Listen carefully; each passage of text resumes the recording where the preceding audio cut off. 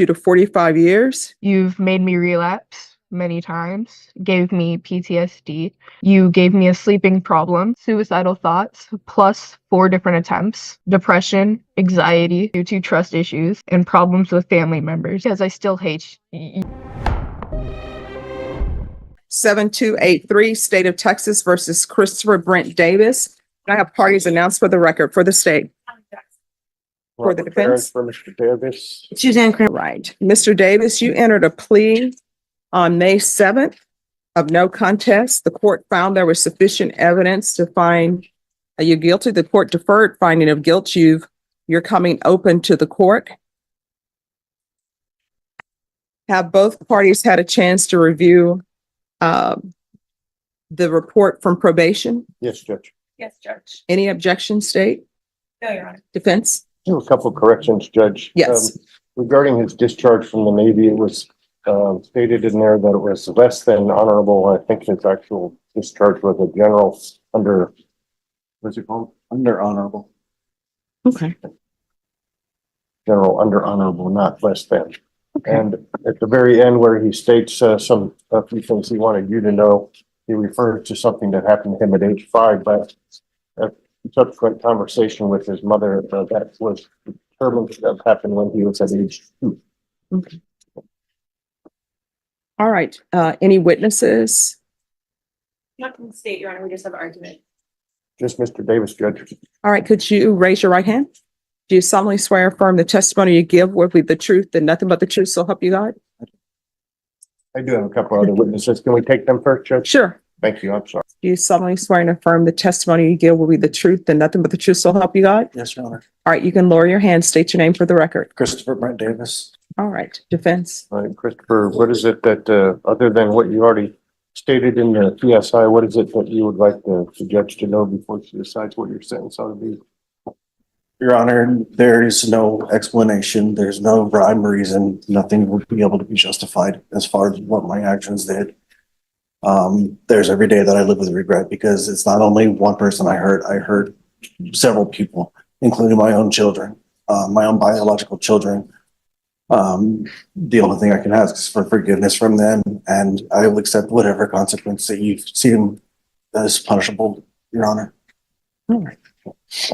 And Judge, this is the part where I do, like I tell my wife, if I tell you something from here on out and that you can accept it 2 ways, one to make you mad and one to make you not mad, I mean the one that makes you not mad. Okay. So, question that we have is what's appropriate punishment for this type of case for Mr. All right. Davis? I'm sorry. Just 1 second. State, you don't have any questions, do you? No. All right. All All right. Thank you for giving your testimony.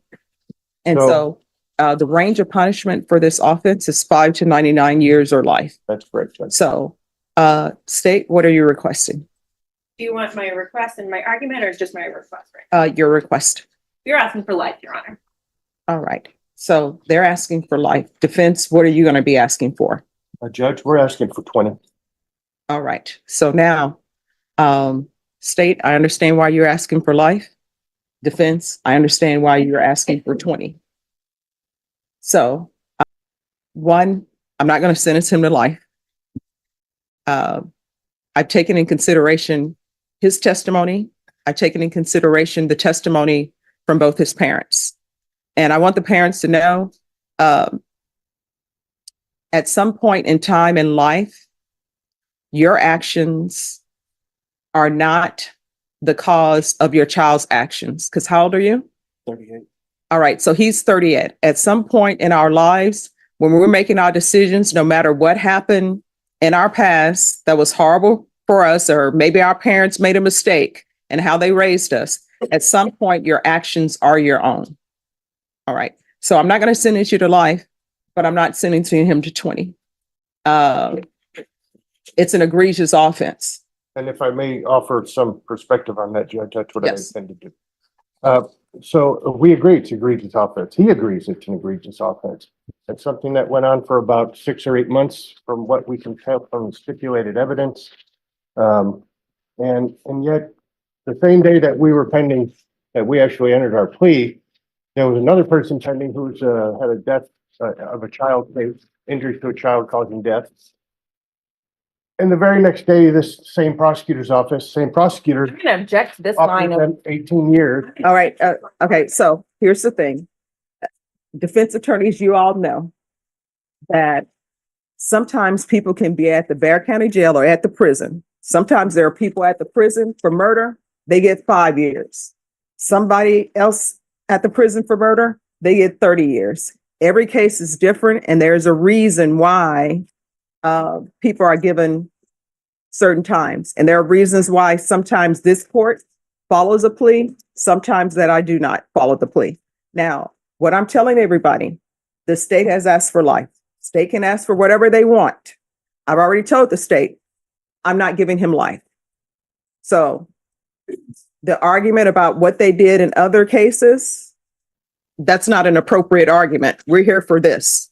Now, if somebody wants to make an argument that the same fact scenarios, as we would call it in law school, that the case is on all fours, if there's another case that's on all fours with this case, where the state gave somebody 12 years or 10 years, then we need some explanation, because maybe things are not being done fairly.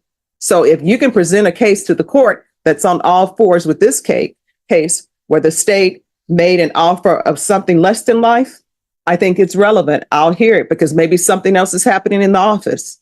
Well, Judge, and I would offer you something on that. I think it's on all fours. I don't know whether it's on all fingers and toes, but there was a case in the 227th where the fellow was charged with continuous sex abuse of a child, same as Mr. Davis. He was allowed to plead to aggravated sexual assault of a child, same as Mr. Davis, but he was given 12 years. All right, so For a 4-year-old child. So let me ask you this.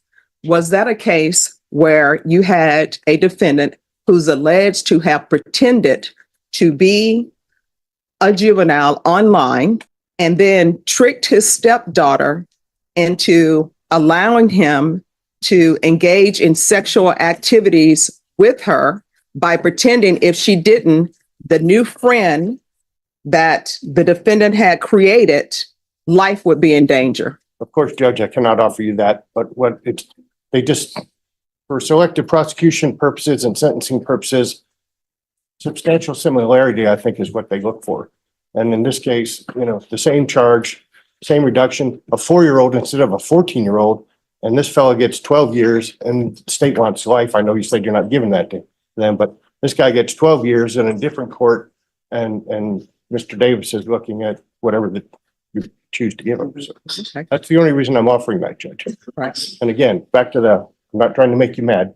I don't want to visit my sins on my client. No. Here's the thing. One, I don't get mad. I believe that everybody should be allowed their argument. I've been a defense attorney before. People should be allowed their argument. I've been a prosecutor before. People should be allowed their argument. I don't get mad. And what I can tell everybody, when you're in jury trial, if this were a jury trial, guess what? Defense counsel's state's closing arguments, that's not evidence. Evidence is the steps that I have. Evidence is whatever testimony I receive. Closing arguments that counsel do on both sides, that's spin. And hopefully the arguments they're making is in some form or fashion connected to the case that was just heard. All right, is there anything else? No, Judge, I would just like to highlight, there is one other statement from Christopher in the pre-investigation report at the very last page. It states that he was the subject of a grooming himself when he was around 12 years old by a 39-year-old. We've discussed this, and again, Judge, he's not of the opinion that it's any excuse for what happened, and he doesn't even really know if it lent any any substance or predisposition for him to have done this, but it's just offered for the court for contextual purposes. All right. So I want to let you know that I heard all of the arguments. I internalized everything. And these are very difficult cases. Anytime someone comes open to the court, it's very difficult. And let me just tell you why it's difficult. This is the type of case where everybody will say automatically it's a life case, right? But I go on facts. I go on what I read. I go on everything. I go upon, experience I've had in dealing with specific cases. Because otherwise, if every case were a life case, then guess what? We don't even need to have a punishment hearing. It's just, this is what you did. We proved it. You get life automatically. So I look at everything. What you've done, of course, is something very bad. And people are going to be impacted for years to come. Right. So sometimes when I consider what to send somebody to, I think about their age. I think about protecting of the public. And there are many things that I have to consider. Like, for example, is somebody going to allow you to be around children again? That's something I have to consider. Like, what age will you be where people will see you and they will not say, oh, that's a good catch. Let him babysit a child. Those are all things that I have to consider because part of my job is protecting the public. And I also have to consider evidence that's presented. I consider the stipulations that you stipulated to. So this is what the court is going to do. Court is finding you guilty.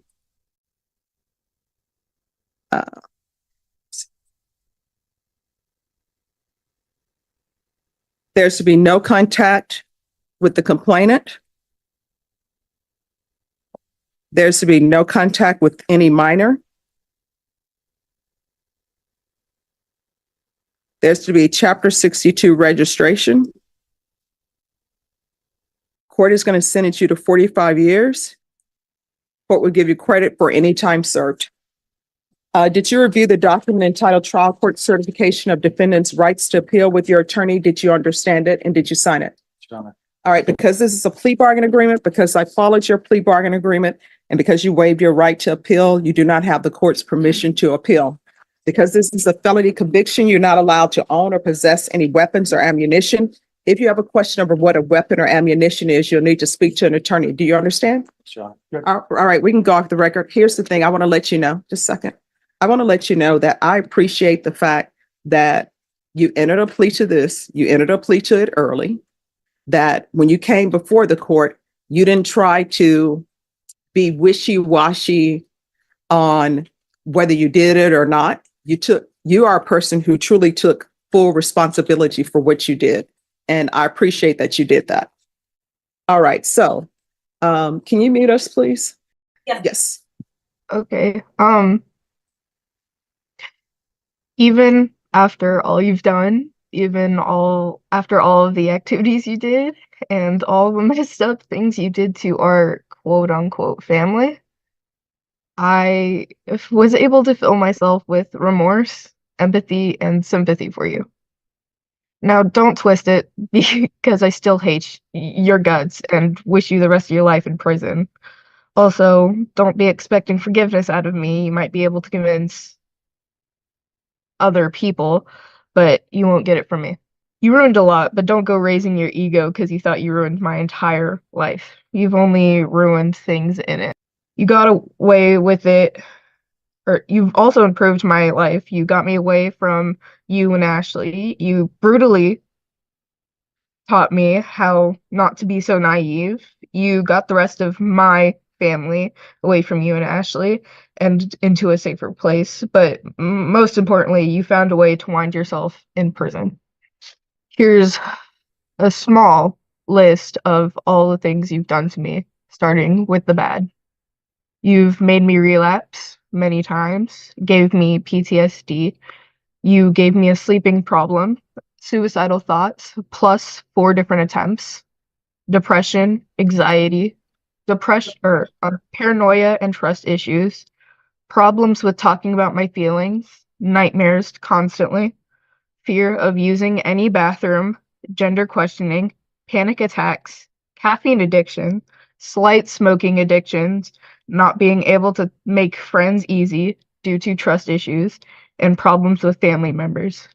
Here's the list of good things you've done in my life. You put me into a position where I was being put with people who actually care for me enough to take Wyatt and I as their own children.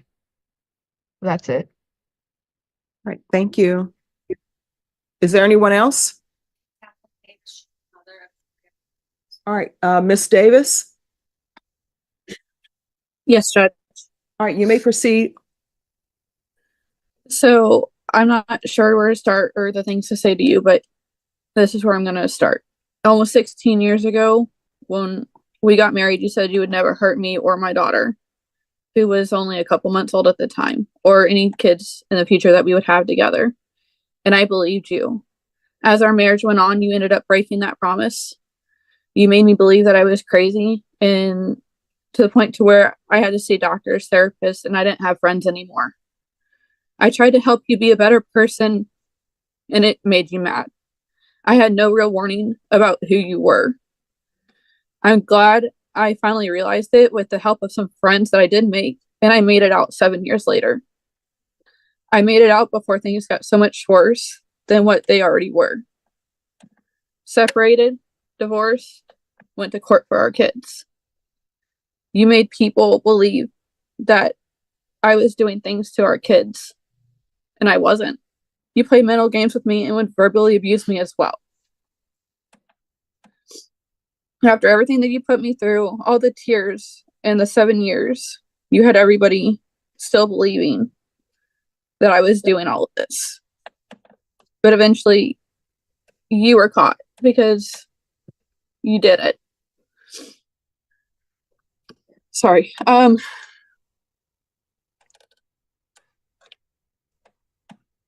been angry, yelled, screamed, cried over everything, and I blame myself for it, for not being able to protect our kids. You're not half the person I thought you were. But after all these years, I realized that your actions say more about your character than they do about me. I hope that life gives you everything that you deserve and you live peacefully with your choices that you've made, because our children and I won't be losing sleep over you anymore. You are where you belong. I feel you not only need for me to apologize for things that you did to me, but to the rest of my family and to these kids. And I hope that you pray hard for that and that one day they can forgive you. But I also want to sit here and say thank you in a roundabout way, Chris, for everything that you've put me through, but because you've not only made me a stronger woman, but you've made me a stronger mother when it comes to protection of our kids. The kids have decided that they wanted to say something to you. Our daughter states that, to me, you were never really my father, only because you treated me like I was nothing, for always lying and never listening when I told you the truth, for robbing me of my childhood and making me have to grow up too I'm gonna quickly. object to this. All right, excuse me. I'm so sorry. The defense has raised an objection. I'm going to sustain that objection. Thank you so Okay. much for coming in to give your statements. Thank you.